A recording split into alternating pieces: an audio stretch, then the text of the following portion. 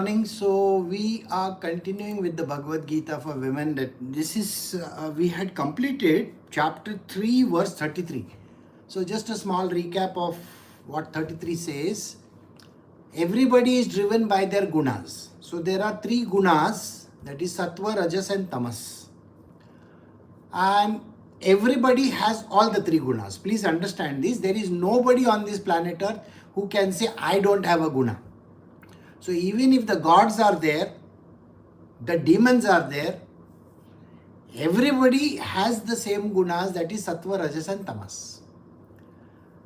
Tamas is all about laziness, inactivity, so on and so forth. Is the lowest one. Then we have rajas, which is full of activity. And then we have sattva, which is full of goodness. So these are the three things which are driven human beings. And so we will now concentrate only on the human nature. So that is why. Now, these are tendencies. We are driven by our tendencies. Now, tendencies, guna, separate it out and let me give you an understanding. What is a tendency? Now, a tendency of a person is to tell lies, let us say. He's already developed, he lies right from childhood only, he is lying.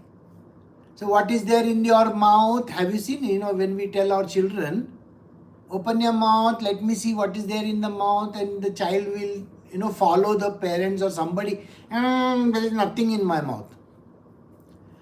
Then he will do something wrong and he will hide it. Later on in life, he does that at a bigger scale. So this is a tendency of lying. So human beings have tendencies, these tendencies carry forward in their life. When a person enters the world of spiritual, later on in life, they are able to curb the tendencies. Curbing the tendency doesn't mean the tendency doesn't exist. It is there, it's like a parrot inside one cage. Think like that. So there is a tendency, it is put inside one locker, is locked inside. But it has a tendency to come out also. So it will come out. Someday it will come out. And that is the reason why you will find that if there is a very quiet person in our life, this quiet person will keep on staying quiet all the time. But one day the whole thing explodes. And when it explodes, the person literally shouts and creates a tantrum and can create a very big act. Now this is called the hidden tendency. It's hidden somewhere. So even if you are a sage or a saint, or even if you are God Almighty, that means all the deities that are there, the demigods as we call them in English, they also are driven by their tendencies. Please remember this. The tendency of Indradev is when he sees a good woman, he is always going to run after her. You know the story of Indradev, isn't it? There are so many stories. Last time I told you the story of even the Rajoguna of Brahmaji. Brahmaji couldn't stop looking at Parvati, at her feet, when she is getting married to Shiva. Can you imagine that? And Shiva gets very angry because of that. Now, that is a tendency of the Rajoguna. The tendency is like that. You are already driven by that. Similarly, all the gods are driven by their own tendencies. So here it is being said that even the wise man acts according to the tendency of his own nature. There are the three sons, Dattatreya, they are three together like that. So in the first one, which is, now let me start from the Sattva Guna. Sattva Guna, his name is Datta. Second one is Chandra, which is Rajoguna. And the third one is Durvasa Muni. So these are the three children, okay, and they have their tendencies. Can you say to Durvasa Muni, don't get angry? He is going to get angry whether you like it or not. That is his tendency. Chandradev, which is a part of the Rajaguna, is a part of Brahmaji. You know the story of Rohini Nakshatra, isn't it? Do I have to tell you? So he runs after that and he is very favorable towards her. So that is a very common tendency. So I hope you got the verse 33 clear.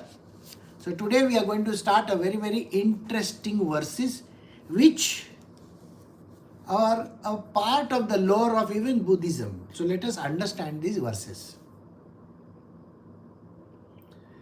So we are doing Srimad Bhagavad Gita chapter 3 verse 34. Attraction and repulsion are rooted in all sense objects. Man should never allow himself to be swayed by them, because they are the two principal enemies standing in the way of his redemption. Okay, so this is a very interesting verse where he says, every sense object that is there, it has got attraction and repulsion embedded inside. It's like a... So let us look at the eyes. When you see an object which is very interesting to look at, there can be an attraction to the object.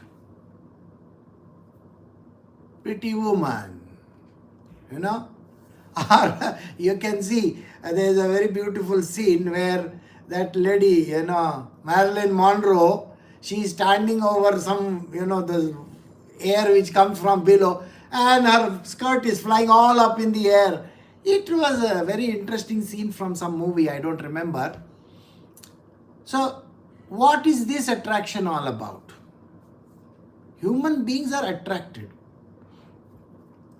There is no way in that where a person can say, my eyes are not going to see. Can you say those words? You can't. Your eyes are anyway going to see. Now you see a very ugly thing. Ugly. Maybe there is dirty water over there and all plastic is lying over there. There is, the gutter water is flowing. Do you think you will like it? No. Immediately your eyes look at it and say, ah, and it is not attraction at all. So what happens? You hate seeing that water. It's a very common thing, isn't it? Now, I just gave examples which are random. Now, let us look in your own life. You see a person in front of you, either you are attracted to the person or you are repulsed by that person. Isn't that how it works? You may say, no, I am very neutral. Nobody is neutral. In the last verse we have done that. Correct?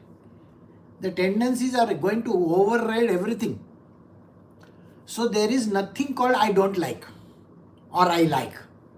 You will definitely have a side. You are either going to be on this side or you are going to be on that side. This is very common. And never say that, no, I am very neutral. Nobody is neutral. If India and Pakistan are playing cricket, you are an Indian, are you going to take Pakistan's side or what? They will beat you up first and you will be afraid to take their side.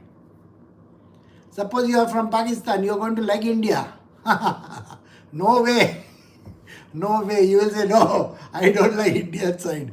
Pakistan is like that, India is like that. So, everybody has these likes and dislikes. And they are based in the objects. Your ears, they will immediately hear something. Now let us say they are hearing, oh, she is so good looking. Immediately your ears will hear it and you'll say, I am very good looking. You are already going to gloat on it. And the moment the person says, look at her nose, It is so long. It is so big. Finished. The moment you hear those words, what happens? You're gone. You're gone for a toss. You know that, no? So, you don't like hearing this kind of thing. So, attraction and repulsion are rooted in the sense objects. Man should never allow himself to be swayed by them. Don't get swayed by any objects. Can you take the object the way it is? Can you just accept what is there? There is no need for you to have likes or dislikes in this world. It means basically Sri Krishna is telling us, don't get misled by things. You know, in life, you may meet a beautiful spouse in the beginning of your life. Very soon in life, what happens? Everything goes out of the window. And then you will start complaining about it. What is the point? Is there any person on this planet Earth who can say, I am happily married ever after? Why do they write stories like that, happily married ever after? Because of this reason only, no? Now, whoever wrote Cinderella or Snow White or whoever wrote all those, fairy tales, ask them to continue part 2, part 3, part 4, part 5, part 6. You know what is going to happen, no? Part 2 itself, there will be divorce. Oh, she is having a problem in life. Cinderella, no? She lost her slipper. She went to Bata showroom and got a new one. What kind of nonsense? And then she married this prince. In the first part, she married this prince and they lived happily ever after till 1 year is over. After that, they filed for divorce. In the second part of it. In the second part, she will meet another guy who she thinks is very, very handsome, very good. He's very loving and kind and this and that. Okay? And they meet each other. In part 3, they will show that, oh, this guy is attracted towards his own kind, not you. Then finished. LGBTQ type. Oh, finished. Kallas. Story over there itself. So now you have to find somebody else. These versions keep on going on and on and on. So don't be so fixated about likes and dislikes, okay? When you were a kid, you didn't like eggplants. Eggplants, no? Everybody hates them because they are all kadwa kadwa. Kadwa means bitter. If you give one eggplant to a child or a Karela is a bitter gourd. They will do like this. Later on, they will make juice of it and drink it. Karela juice. I drink only Karela juice. Why? I have diabetes. Really? You drink Karela juice, you drink bitter gourd juice because you have diabetes. And then they start loving it. Funny part. When I was a kid, I asked someone, what is the taste of liquor? So he says it is bitter. Bitter. So as a kid, my first reaction was what? I said, why don't you put sugar in it and drink it? Sounds very stupid, isn't it? But you see, the kids normally think like this only. If there is nothing sweet, then they don't want to eat. Children are like that.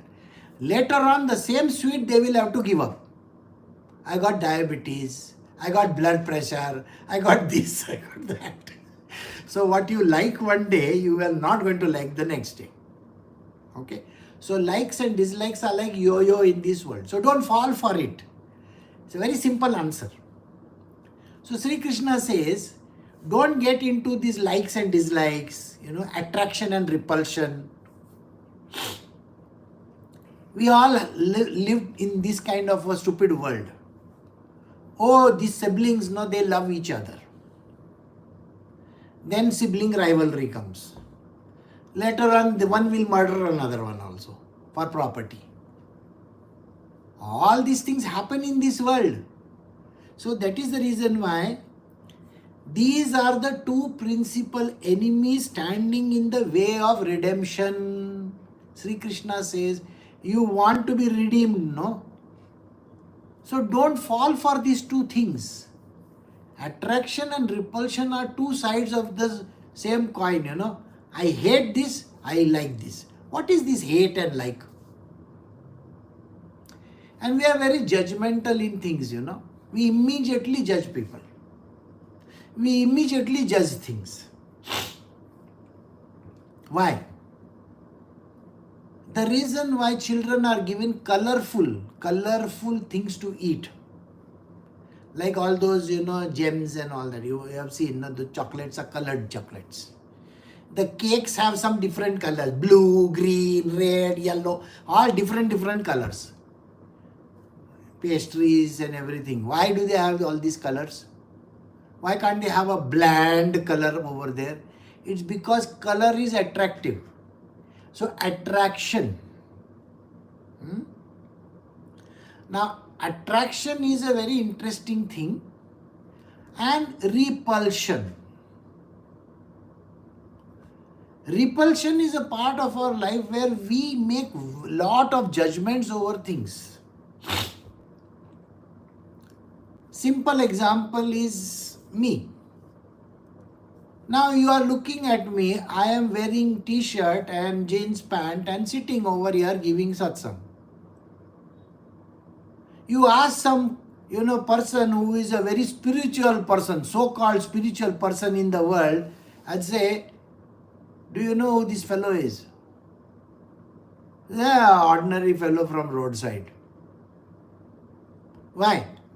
Because in their world, if you wear orange color clothes, yellow color clothes, you have some tikas over here like this, have long hair, big beard and all those kind of things, then you are a saint and a sage. Sir, to become a saint and a sage, I can teach you how to become a saint and a sage in one day also. Simple thing. Put on one nice makeup. Go to ChatGPT and say, give me these answers, spiritual answers. ChatGPT will give you answers. You can also become a Babaji or a Babyji also, for all you know. Doesn't require anything. These are all fake. People get carried away by the yellow color, orange color, white color, all these colorful dresses, long hairs, big daddy, one tikkas, vikkas and all that, something in the ear, all, bhasma put all over the body. We immediately fall for it. And there are those YouTube superstars. They release one video every day talking to hundreds and thousands of people. They have 5 million followers, 10 million followers. What are they doing? Is that called spirituality? No. We are carried away by this. And when that happens, it's attraction and repulsion. So, Sri Krishna is saying very clearly, don't fall for these two principal enemies. These are two principal enemies, like and dislike. Attraction and repulsion. Don't get carried away by them. Otherwise, you are going to fall down in your life. Verse 35, one's own duty, though devoid of merit, is preferable to a duty of another well performed. Even death in the performance of one's own duty brings blessedness. Another duty is fraught with fear. This is a very dangerous line for everybody in this world. You will understand when I give you the explanation. Your father is a farmer, stays in a small town, is earning his living over there, maybe farming. Or your dad and your mom, whoever they are working in some bank somewhere. Or their forefathers used to be Munimjis and writing books of accounts somewhere. What they do is they have aspirations for you. What aspirations do they have? Oh, My daughter has to get educated. She has to become this and that and that. I will send her abroad for studies. I will give her good education. All these kind of things happen. What is Sri Krishna saying over here? One's own duty. Do you know what is one's own duty? This is called Swadharma. Swadharma means your own duty.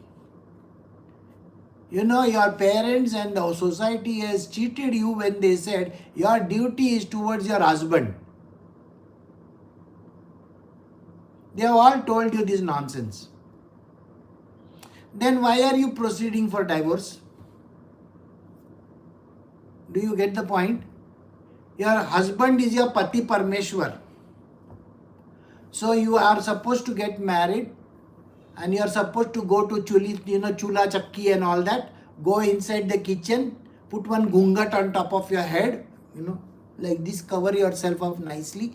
Sit in front of chula. Chula means a sigdi, a stove, and cook rotis for your husband. This is what your stupid parents and all your society has told you. All your forefathers have told you. I am going to ask you this question. Is that what they told you? You should be now married. You should have... Again, children also, it's a big thing. A woman doesn't want to have children for say 3 years, 4 years, 5 years. First question they will ask, is your husband one or like this or what? He can't produce children or what? You know the kind of society we are living in, my own disciples will come and tell me, Guruji, this is what they told me. Are you incapable of making children or what? Society is ruling your life. So now I am asking you the question, is it your duty? One's own duty. So what is your duty then? Your Swadharma is something which you need to understand. Simply, example I will give you. If there is a family of doctors, okay, forefathers were doctors, grandfather was a doctor, children are doctors, his wife is also a doctor, children's. And now the grandchildren are also doctors. Are they following the Swadharma? Yes or no? Yes. Because they were brought in this world to perform the job of a doctor. A Kshatriya's job is to fight. Okay? What is the Kshatriya's job? A Kshatriya is a person who joins the army, the navy, air force or something like that. He is in security. He is in taking care of, ruling the kingdom and all those kind of things. If this fellow who is a Kshatriya becomes a clerk in an organization. Oh, I am a software engineer. Well, very nice name you have got. What is the hierarchy in your organization? The smallest designation is software engineer. Do you know? It is like I am a peon in the office. You understand? In a bank you have these peons and all that, no? Or jadwalas who come. Sir, you are like that. Do you believe in that? No, I am a software engineer. Any Tom, Dick, Harry, Jones who is into all this engineering and non-engineering and any subject can be a software engineer. He is a chaprasi as far as I am concerned. He is the lowest rung in any company. And he will say, I come from Shivaji Maharaj's clan. Really? What are you talking about? My forefathers were in the army, What are you doing like a servant in an organization, a foreign company? I am working as a software engineer in Google, Facebook, Meta, this thing, that thing and all that. Oh, really? From my point of view, from this scripture point of view, you are still a clerk, which means you are a Shudra, a working class person. There are 4 types in this world. Please remember this. Brahman, Kshatriya, Vaishya and Shudra. Now, please don't mix it up with what the scheduled caste, scheduled type, this, that, nothing. It has nothing to do with that. What it clearly means is Brahmans are the knowers of Brahma. Means what? They are jnanis, they are knowers of Brahma, they are close to God. Not Panditjis. Panditjis are never close to God. So don't think that he's some Panditji, he does prayers and all that. That's not called. Knower of Brahma, enlightened person, masters, those. Then we come to Kshatriya. Kshatriya means the ruling class. In your own company, organization, who is the ruling class? The CEO of the organization, the board of directors in the organization, your MDs, your great managers, big people, they are having 100 people under them. They are called the Kshatriyas. Don't mistake them to somebody who is joining the army. In an army, you can be a sepoy also, na? You can just be a small soldier. Nobody cares. The leaders, general, king, like that. Then we come to Vaishyas. Vaishyas are the trading people. We have so many people in trades, correct? We have shopkeepers, they are trading. People in the stock exchange, they are trading. People in all these organizations where they are doing the trades every day, salesmen and all that, na? They are selling, marketing, this thing, that thing. What are they doing? They are selling something and getting money out of it. So that is a Vaishya.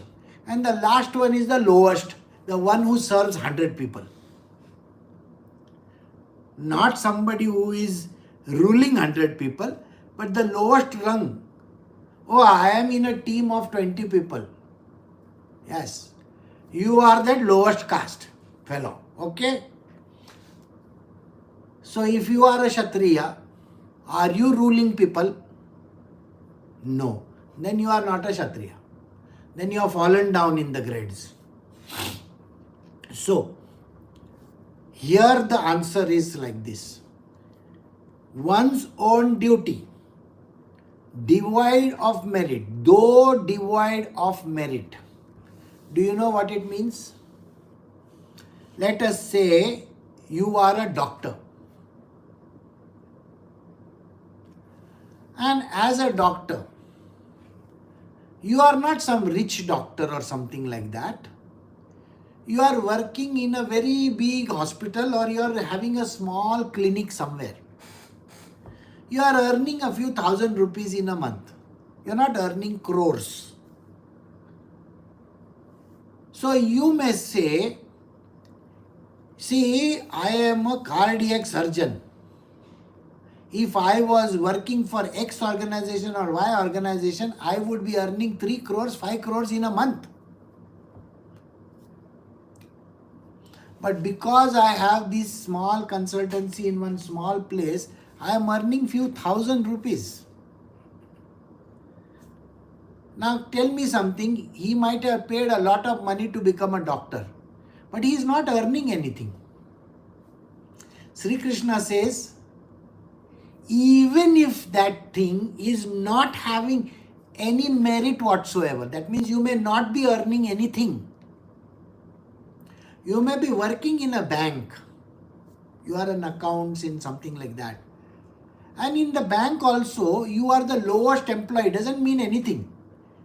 You may be a chartered accountant but earning very less money. Does not matter.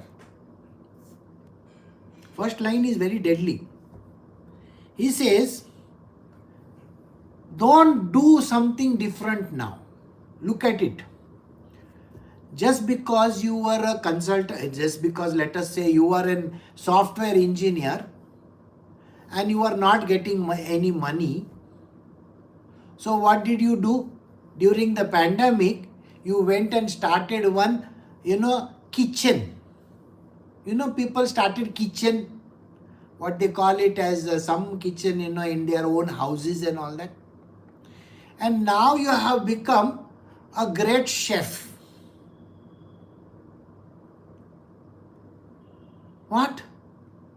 So a question I will ask them is, by the way, what are your parents? Oh, my parents, they are working as, they are doctors. Oh, they are doctors and you are a chef. Does it go hand in hand with it? It doesn't. Chef means what? Somebody who is working in the kitchen. So you may be a chef, and you may earn a lot of money. You can become a superstar. You may make a crorepati, like a big rich fellow. Your parents are doctors and you are a chef. You are creating the biggest sin of all times. See this answer. One's own duty. See, apply this understanding over here. Though devoid of merit, means what? There is no merit in what you are doing, is preferable to the duty of another well performed. Even death in this performance of one's own duty brings blessedness. So if you are doing some duty which is your own, you may be a doctor, and even then you are not making any money. You are doing free service to mankind. There is no merit in your life, isn't it? I mean, you are not getting any money or fame or fortune. But he says, it will bring you blessedness. That means you will come to me. Okay? But if you are doing somebody else's job, what is somebody else's job? A job which you are not supposed to do. Your parents are farmers. You have become something completely different, IT engineer or something like that. And now you want to grow in that organization and become I am an AI consultant or artificial intelligence. Your father and mother are farmers and you become an AI consultant. It is going to cause you misery. I will not accept you. In your next life, you are going to become completely reverse of that. Because you have committed sin. Now you may ask me this question, why does Krishna say like this? Right or wrong? Krishna should be actually very happy that I am an engineer, I am earning a lot of money, and I am looking after my family also. I am sending money home. I have got a lot of money in the bank account. My parents who are farmers also, I am taking care of them. Your version is this. Listen to it very carefully what I am saying. Then why should Krishna say that I am doing something wrong? I have gone abroad and I am working in an IT company or some such company and I am earning a lot of money. I am quite well to do and all that. Okay? What is a man supposed to do? Earn nice living, isn't it? That is what everybody says. My parents also educated me to go to USA or to go to Europe or go to Germany or some such place. I am here, I am settled very nicely in my job. Why is Krishna saying something different now?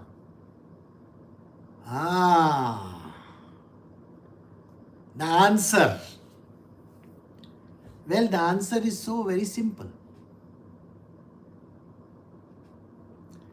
If you are buying any object from outside, let us say you are buying a kitchen item, or you are buying maybe a bucket for water purposes, for filling water in it.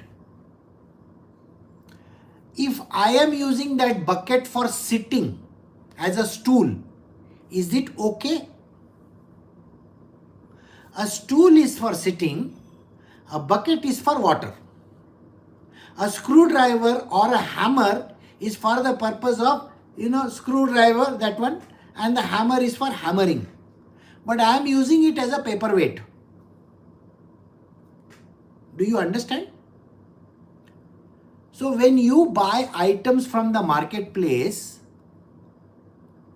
do you misuse those uses what are the item is supposed to have? You are getting the point or no? Simple understanding will tell you that if I have to misuse the article which I have brought from the marketplace for some reason, then I am not doing justice to that item. Is that correct or wrong? So now, if you have brought a dog at home for the purpose of protecting your house, okay? What are dogs there for? As pets and for protecting the house. They are supposed to be staying in a kennel. Kennel, you understand what a kennel is? But in your house, the dog doesn't go out of the house, sleeps in your bed, eats at the dining table, is there sitting over there, and when you are eating, you are giving food to that dog, and never barks at anybody. Even if the robber comes and robs you also, he is not interested in it. Tell me, what is the reason for bringing that dog? What is the dog's job? Are you understanding what I am saying or no? So any item, thing, whatever that you buy, whatever that you have got in your house or in your life, is it being put to correct use or are you misusing it? Instead of your husband sleeping on your bed, why is the dog sleeping on your bed? Ask yourself this question. Sir, the dog is supposed to be in a kennel. He should be barking at people who come to your house. I hope you're getting the point. He is a guard dog or he is doing his duty. You are brought in this world by Sri Krishna himself. Do you get the point? Sri Krishna has brought you in this world for some reason. The reason is already decided in the heaven. I am sending you down to earth so that you can do this job for me. And you come here on this earth, and instead of assisting your father and mother in farming, you have gone to some foreign country and working like a joker in some company, earning a lot of money and thinking that you have done some great job in your life is against the rules of Bhagavad Gita. So even if you are a farmer's daughter and you may be assisting your father and mother in the farming, and it may not have any merit in it, there may not be much money over there, or you may not become famous over there. It is preferable to somebody else going abroad, learning, some other thing which they are not supposed to, going abroad and studying over there, or doing something which they are not supposed to do. even death in the performance of one's own duty, even if you die as a farmer over there, you will reach the heavens. But because you have disobeyed my own law in this world, you have actually disobeyed me.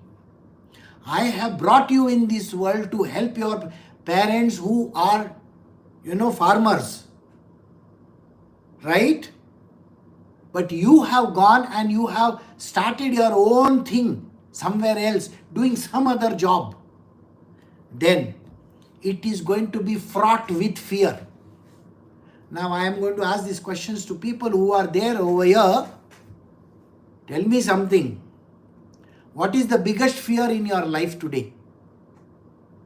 For those who are Americans, they are fearful that H-1B visa will go away from their life. They will not get green card. Tomorrow they will be deported. Their children will get thrown out.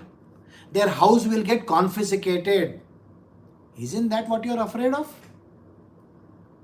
Even those who have become citizens of that country.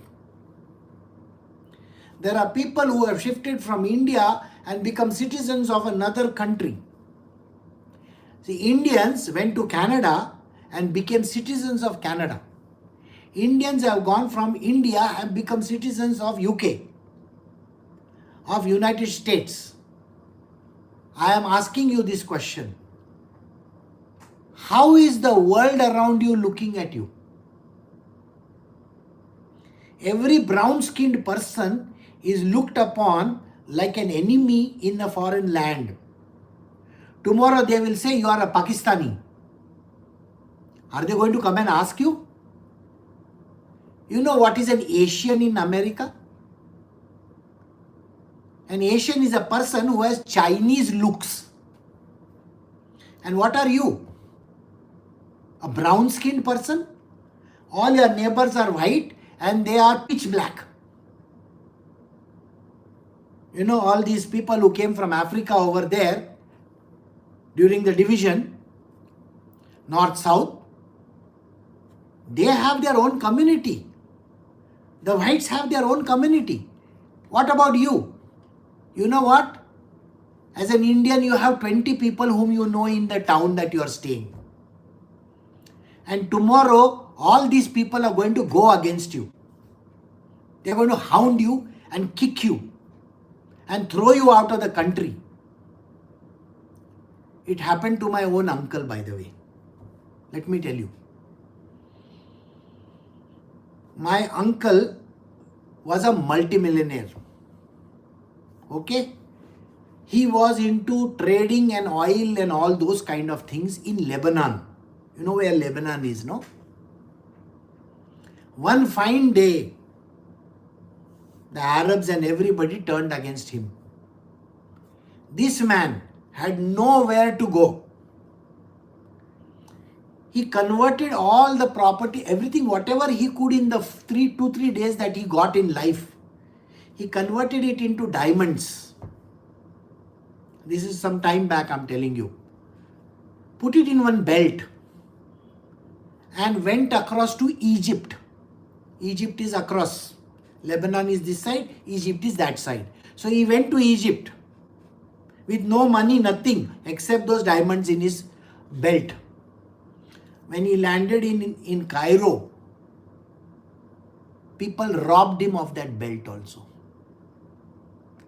This person is a multi-millionaire. Please understand. He is not like this I am talking quite some time back. He had no house, no property, no money, nothing. So from Egypt, he called up India. Okay? He had a very huge house in India. Very, very big house in India, in Mumbai. And he called up the person over there staying in that place and said to this woman, I am sorry, you will have to vacate my property very soon, in a week's time, because I want to come and stay over here. Okay, you know what happened? That woman was an actress. She had nowhere to go. She went to her boyfriend and said to him, now this actress is useless. She went to her boyfriend and said to him, see, I have nowhere to go. Can you marry me right away? And they got married. Nobody liked that marriage. I cannot reveal the name of the person. If I have to tell you the name of the person, you are going to get the shock of your life. Then my uncle came to India and stayed in that house, but zero money. Nothing in Lebanon was there. There is another person. She was in Kuwait, my childhood friend. Iraq, I don't know whether you know this, Iraq went and bombed Kuwait. She came to India with only 100 rupees in pocket. All her money gone, everything gone. I am asking you this question today. Are you not filled with fear? Are you not afraid every single day of your life? Please understand this. Doing another's duty is fraught with fear. Sri Krishna is very clear in saying these words. So you better be very careful what you are doing. One's own duty, whatever is your swadharma, even if it is not giving you anything in this world, please do that only. So let us say after many years you come back and you go and join your parents and start doing that. You know you will enjoy your life and you will go to Krishna's heaven. But if you are continuing to do what you are doing, you are minting money or you are doing something terrible in your life, which according to the material world is a great thing. I have houses, I have properties, I have money, I have this, I have position, I am a CEO of a company, I have everything accepted. But it is going against your swadharma. Then that is of no use. Even death in the performance of one's own duty brings blessedness. This line is very, very important. Now, in the end, I will just tell you, whom is he talking to? Sri Krishna is talking to Arjuna. Is he telling Arjuna that you are supposed to do something different? Do you know when he met Arjuna? He met Arjuna when Arjuna was a dance director. You remember? He had a girlfriend. You remember? In the Agyatwas, the 14th year of his life, when they had gone to the jungles, he was dressed as a woman and teaching dance to a girl. Later on, he married her. So should he have become a dance teacher? Should he have said, no, I don't want to give this king, I don't want to fight, I just want to go away. I will give this property away to my brother, Duryodhan. You can't say those words. You are a Kshatriya, sir. Kshatriya's job is to fight. Even if you are a CEO of a company, your company is going down the drain also. You are a Kshatriya. It does not matter even if your company goes to ruins. Or you may not make any profit. It's acceptable. I will still grant you the heaven. Krishna will say. But if you are going to say, no, tomorrow I am going to become a YouTube star. Really? Not acceptable. So, another's duty is fraught with fear. So, if you perform somebody else's duty, somebody else's profession, then you are a goner. Because first and foremost, you will not be accepted back over there. Everybody is come down to earth with a profession. Their job is to do their job. If they are doing somebody else's job, what is the point? If the dog is going to sleep in your bed, what is the point of keeping a dog? I hope you are getting the answers. So don't do that. Let the dog be outside. They considered me as a villain in my house because I would tell no dog is to enter the house. The dog has to be outside. You will give food outside to the dog. He will stay outside and he will guard the house. After I went on my spiritual journey, the dogs were living inside the bedroom. Today they are sleeping in the bed. I don't think these people are fit enough. And the dog also will not get the heavens. I hope you get the answer. And this is what Sri Krishna says to us. That we all have to do our own duty, which is called Swadharma, not somebody else's duty. Even in that duty, if you are making a lot of money, fame, fortune, everything, not valid in my world, sir. This is what it means. So we have come to the end of verse 35. We will stop over here for today.